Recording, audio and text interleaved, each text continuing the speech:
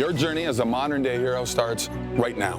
Stand with AMAC and let's show the world the power of true heroism in action. Visit amac.us/hero to join AMAC. The time to act is now. Be the hero our country needs. Hello, everyone. I'm Rebecca Weber. You're watching Better for America, presented by AMAC, the Association of Mature American Citizens. Congressman Jeff Van Drew is with us today. He's from New Jersey, which is home to nearly 40,000 AMAC members. Congressman, welcome to the show, and thank you for being with me. It's always good to be with you. Thank you for the work that you do. Excellent. Well, Congressman, so much focus these days, especially all over social media, if you're paying attention there, has been on FISA. FISA is the Foreign Intelligence Surveillance Act of 1978, and that sets out procedures for physical and electronic surveillance and the collection of foreign intelligence information. Now, critics of FISA argue that the process lacks transparency and adequate oversight, and that could lead to potential abuses of power. And AMAC members, of course, are very concerned about government overreach. What is your stance on this issue? I have strong feelings on it. I sit on the Judiciary Committee. I work a lot with Chairman Jim Jordan on these issues. And, let me just say it at the outset. Benjamin Franklin said a whole number of years ago that those that would be willing to give up freedom for security deserve neither. Well, that is as true now as it was then. There is no doubt in the world that there are a lot of bad folks out there that want to do harm to the United States of America, lots of dangerous agents representing countries, agents for countries, and, those that would certainly fight against democracy, freedom, and against the United States of America. I realize that. And that's why this legislation was in place for years. However, it has been abused and it's been misused. We were promised at the last renewal of FISA that everything would be okay. This was over 5 years ago, that there would be no abuse, that the system would work. And what did we find out? Not a few times, not hundreds of times, not thousands of times, but over that whole entire time period, millions of times. And who were they looking at? Whose privacy were they invading? Men and women that might be more conservative, men and women that might support Donald Trump, men and women that had certain political beliefs, in some cases, those that were very religious. It was unbelievable. They went after, they investigated campaigns, and then, quite frankly, even investigated some progressives when they shouldn't have. It was just wrong.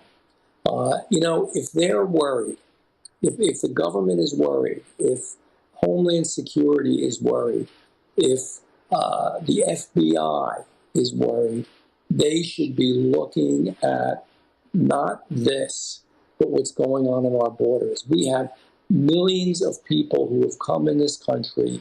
We don't know who many of them are. We know that some of them are absolutely on the terror watch list. We know that some of them are dangerous. That's what we should be doing, is closing our borders down. Now, we do need to have the ability to investigate those dangerous actors out there who would harm the United States of America. And guess what? Over 98% of the time, we can with no problem. But what the legislation that we did in our committee, and that got out of our committee virtually unanimously in the Judiciary Committee, was that you needed a warrant if you wanted to investigate or do an inquiry or go after someone who was an American citizen. That's not a big deal. Now, the other side tries to say that you would need thousands of judges more. No, you wouldn't, because guess what? That's only 1.58, to be accurate, % of the cases. But it's a big deal. It's our freedom. It's everything we have fought for. It's everything we've stood up for. It's everything that we believe, and it should stop. But I'll leave you with this last note. We had this argument, and it got through. It's a 2-year renewal. Thank God it's not a 5-year renewal. But if it was so good, if this was the right thing to do, why did Congress exempt itself, basically? Why? Because they're worried they'd get investigated. That tells it all. Rules for thee, but not for me.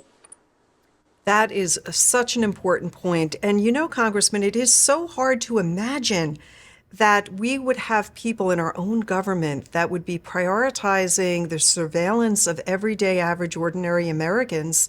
Americans are made up of all kinds of people with different ideas, with different faiths, different religions.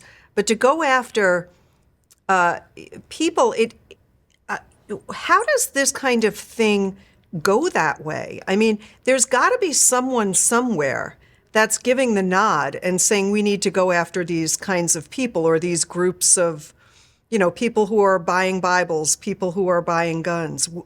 How does this spiral out of control like this? Because the American people really want to be able to trust the government, and we know that public trust is way down. And so many people, with good reason, I hate to say this, it hurts me to say it, but with good reason, do not trust our government. Now, it's not everybody that works at the Department of Justice. It's not every attorney general that we've had. It is not everyone in the FBI, but the upper echelon right now, under this president, have had no qualms about going after people. This is true. I sit on the judiciary. Almost everything that you see either goes through the Judiciary Committee or Oversight Committee on these issues. I've seen it all. Things I would have never believed years ago. It is true that the FBI had a plan in place that came out of the Virginia office, and the plan was that they were going to go into, with undercover agents, Roman Catholic churches, because they were considering them domestic terrorists. Thank God we caught them. That was the good work of the Judiciary Committee. But that's not all. You mentioned something that's really telling. If you happen to visit certain religious stores, or if you happen to buy Trump paraphernalia, or if you happen to buy anything that relates to guns or ammunition or periodicals and magazines and things that do, they were tracking that through credit card corporations too. That is not the America that we know. It's not the America that we believe in. And I would defend that whether somebody totally disagreed with me. It could be somebody on the left. If they're doing it to them, it's wrong too. But it's mostly conservatives who are standing up for these freedoms. And we have to get a new president. I want to get right down to brass tacks. It's going to have the right people at the top of the FBI, the Department of Justice, the right attorney general. It's going to do the right thing. And there are members of the intel community, and some of them are involved too. We all remember they went after President Trump. They said that Trump was involved with Russian collusion. And you know what? It turned out it wasn't true. They were giving money to a bad, corrupt foreign agent who gave them misinformation, who admits it now. And that's what they based that on. It was all a big lie. Yeah. So this upper echelon, these people that are in very high levels of power, these people have got to go. We've got to be sure that, as you pointed out, that we get a president in office who loves this country, who's willing to fight for the American people. And we see that happening with Donald Trump. Of course, we're labeled extremists for saying that we want to make America great again. I will never quite understand that, Congressman, but we're not going to stop. We won't back down. We're going to wear our values like a badge, and we're going to fight for this country until the very end. I just want to stick with. Thing. Yes, go ahead. What is wrong, and you alluded to it just now, make America great again. Exactly. What's wrong with that? What is wrong with those 4 words? They make it like it's derogatory. We love the United States of America. We want it to be it is the greatest nation that ever was on the face of the earth, and we don't want to. That's exactly right. I just want to talk a little bit about the technology out there, because there is such a rapid advancement of technology relating to FISA, the surveillance capabilities. It seems that they have expanded significantly. Are there any safeguards that you think should be put in place to really protect citizens from unwarranted surveillance?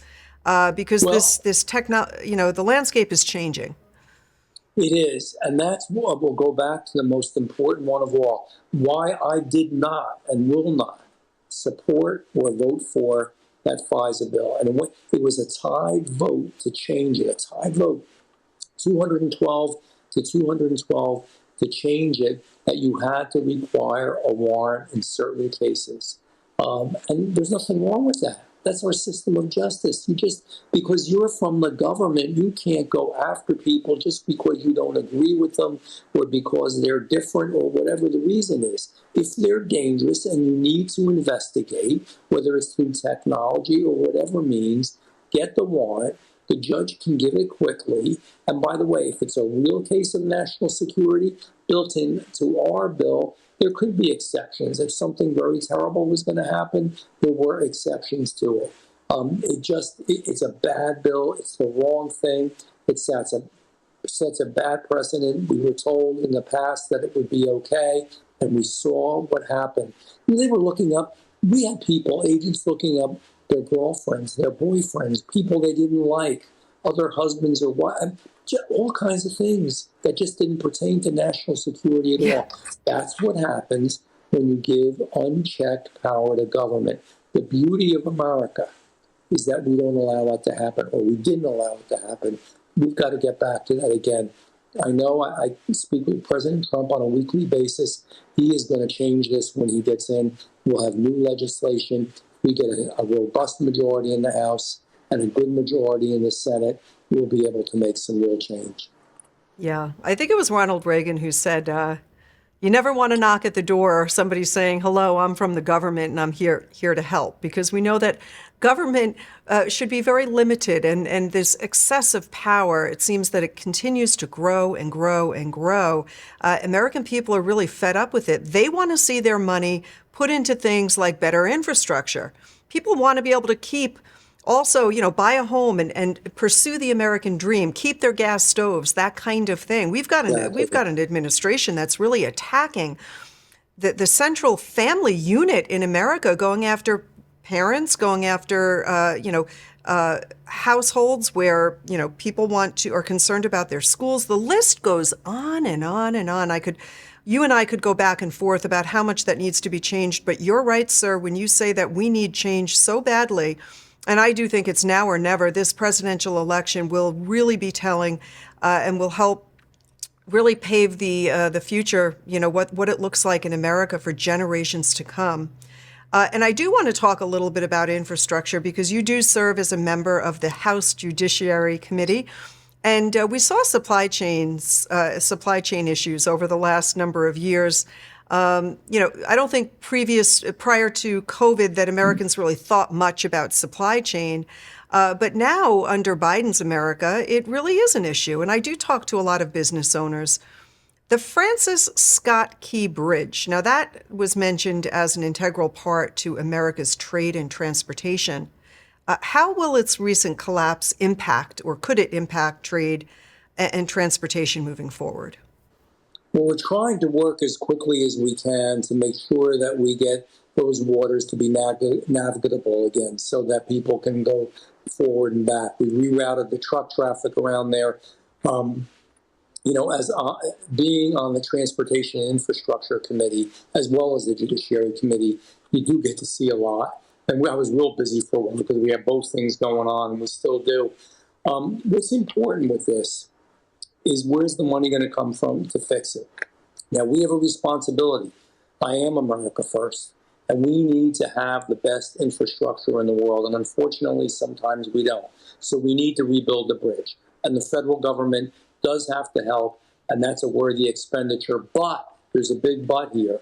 A couple things. One, we have to make sure that we have whatever new bridges are built that are of major construction design and major cost, have the protective barriers that they need to make sure that they don't fold like a house of cards.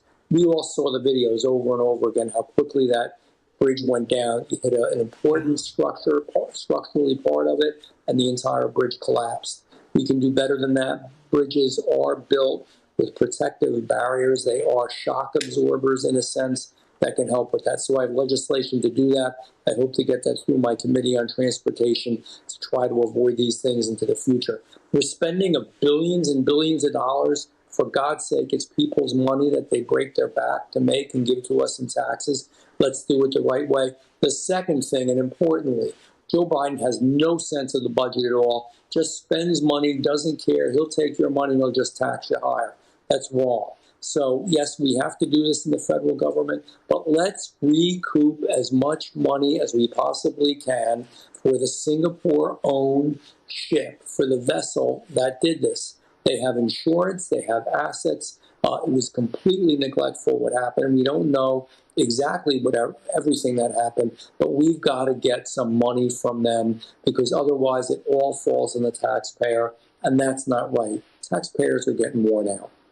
Yeah, that sounds like a lot of good common sense right there. And you introduced the Bridge Protection Act and the Francis Scott Key Bridge Disaster Taxpayer Reimbursement Resolution. And it seems to me that both of these are really aimed at strengthening American infrastructure systems and really ensuring that the bill is not footed by American taxpayers. Do you expect a rare instance of bipartisan support in Congress on these? I hope so. I hope that there will be. We're going to find out. I know that the left is so anxious just to spend the money, and I agree. In this case, we do have to take care of our home infrastructure, but there's nothing wrong with accountability on both counts with this legislation. One, making sure that they're built right, and secondly, making sure that whatever money we can get from other entities, whether sometimes it's foreign countries, whether it's another company, whether it's an insurance company, for God's sake, just don't say, yeah, we're paying for everything. I'm going to digress for a second. Even in the war in Ukraine, regardless of how you feel about it, Joe Biden said, no matter how much it costs, no matter how much, no matter how long it takes, decades, we're just going to keep going. You just don't say things like that. You know what? He's done well in his years in government. He's a very wealthy man. A whole lot of other Americans haven't. They work hard every day, sometimes 2 jobs, 3 jobs between a couple, sometimes 4 jobs. They're my constituents. You know what? They deserve accountability. They don't mind paying in taxes if it's going for the right things. And if it's fair. If it's fair, we have a president who is not a fair man. He is certainly not a fair man, in my view. And, especially during times of crisis, for goodness sakes, he just can't seem to relate to the average American, has no empathy.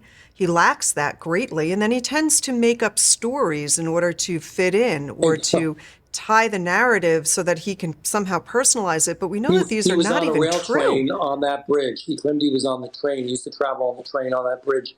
The bridge doesn't have the capabilities, never had a train on it. No matter what the story is, whether it's a brave hero who's died in combat or a bridge collapse or what happened in East Palestine in Ohio, he's got a story. He drank some bad water once. He was on a collapsing bridge. I don't have to say. The stories go on. And, it's during times of crisis when we really, I think a presidential response can go a long way in really helping heal emotional wounds for a nation. Just for the fun of it, let me share with you Joe Biden's response to the Francis Scott Key Bridge collapse, if you could. Take a listen right here. Dislocated worker grants, fancy phrase, which is dimes, all it is there to make sure it helps create jobs for workers involved in the cleanup. Congressman, that was far from assuring and reassuring. What is your response to his awful representation of our country? And it's not just in this case, but in so many. What I would have said is we have the best workers in the world. We are going to rebuild this bridge better than it ever was before, just like we have to make America even better, the greatest country. And we are going to get this job because we're going to get this job done because we are Americans and we know how to make it happen. That's what I would have said. I don't know what he was mumbling about, but it didn't make me walk away feeling good. Absolutely. Well, Congressman, that's why we so appreciate you and so many of your great colleagues that are doing the work on, really representing your constituents. And it's tough because you've got such a very barely there thin majority. And I just pray that we can see more common sense leadership in both houses of Congress. And we do pray for a brand new president, one who is going to put America first. And speaking of a possible new president, I understand that you have a visitor. Tell us, coming soon to your neck of the woods. Tell us a little bit about what's coming. Well, I have a good friendship with the president. I talk to him just about every single week. And it developed, over 5 years ago, as many of your viewers know, I was a conservative Democrat when there used to be such a thing. There was no room for me, though, because of all the issues we just spoke about and many, many more. So I decided that, maybe I was done, which is fine. Everybody has a political cycle. It doesn't mean you do it forever. And then I got a call from the President of the United States, Donald Trump. He said, I want to talk to you. We spoke for an hour and a half. I became a Republican. And then we had a big rally. And we had a rally in Wildwood, New Jersey, at the Jersey Shore, where people from Pennsylvania, it's a party. It was a party. It was huge. Not only did we celebrate, but he spoke about the issues. He fired people up. He just with so much energy in the air. It was magic. We're going to relive that magic on May 11th on Wildwood, on the beach, one of the biggest beaches on the East Coast. And we're going to have fun, and we're going to listen to the president. And I look forward to introducing him there. And we're going to have a good time, but a very meaningful time. What he's gone through, I just want to end with this real quick. Please take your time. Yeah. He is being persecuted. It is awful. You know what? Whether you are a Republican or a Democrat or a middle-of-the-roader, you should be concerned because they're going after him. They're using the Justice Department. They're using the judiciary. They're using everybody that they have appointed, to whether they be attorneys generals or prosecutors in these communities, to go after the president over completely frivolous charges that would never normally happen. And I want folks to think about this. If it happened to him, it can happen to you. We got to turn the corner and stop it. I have to ask you, and this is a question that I hear from AMAC members, can Congress do anything to hold people like Alvin Bragg accountable? Can Congress do anything? When we get a bigger, more robust majority, and we get a majority in the Senate and a president, we'll stop a lot of this stuff, and we'll be able to do things. The problem now is, quite frankly, the left controls the Justice Department. The left controls the Senate. The left controls the executive branch. So when you want to do anything, whether it's about Homeland Security, look what happened to Homeland Security. Mayorkas deserved to be impeached. He's purposely and knowingly breaking the law. And yet it's going to dies in the Senate. The House did it. We impeached him, but the trial won't happen. The conviction won't happen. Man, we shame on Chuck Schumer. Really, shame on Chuck Schumer for talking out both sides of his mouth. It is just abhorrent what he is doing. And I pray that American people show up and that we have free and fair elections when they do show up. We are not fighting for the future of the Republican Party. We're fighting for the future of the very republic itself. Wow. Let that sink in, folks. That is the truth. Wow. Big stuff, important stuff. Again, I thank you so much for being with me today. Congressman Jeff Van Drew from New Jersey. Thanks again. And I do hope to have you back with me again before November. We'll have a lot more to talk about as things develop. We will, and thank you for the good work that you do. Well, thank you, sir. God bless you. And to everyone out there listening, please be sure to join or renew your membership with AMAC. Don't forget to check your mailbox. The last magazine should have been delivered to you just a few days ago. You'll get that magazine every other month, including steep discounts on all kinds of things like travel, food, when you shop, when you eat out. Check out our AMAC member benefits. And of course, AMAC Action is rolling up our sleeves, doing all we can to bring your voice to Washington. That's it for today, folks. I'm Rebecca Weber. Have a blessed day. We'll see you next time. Hi, I'm Kevin Sorbo. Now, many of you remember me as Hercules facing incredible odds for the world that he cherished. But today, I'm stepping into a different role. Not as a mythical hero, but as a fellow American. I'm inviting you to embark on a mission crucial to our nation's future. At this pivotal moment, America stands at a crossroads. Our unity, values, and vision for tomorrow are being tested. It might seem like the weight of the world is too heavy for one person to lift, but history shows us that it's the courage of individuals that has always illuminated the path forward. The call for heroes is more urgent than ever. Not the mythical ones, but real-life individuals like you, ready to uphold what's right, champion truth, and unite in protecting our beloved nation. You see the need for change and want to make a meaningful impact, but the opposition can feel overwhelming, leaving you wondering if one person's actions can truly make a difference. That's where AMAC steps in. We are a beacon for Americans who believe in unity, truth, and the relentless pursuit of our nation's founding principles. When you join AMAC today, you'll connect with a community of like-minded individuals.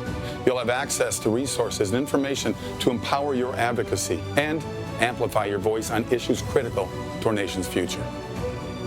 This is your moment. It's a call to rise and embody the heroism our times demand. Join AMAC today. And together, let's forge a future that celebrates the best of what we are as Americans. Your journey as a modern-day hero starts right now. Stand with AMAC and let's show the world the power of true heroism in action. Visit amac.us/hero to join AMAC. The time to act is now. Be the hero our country needs.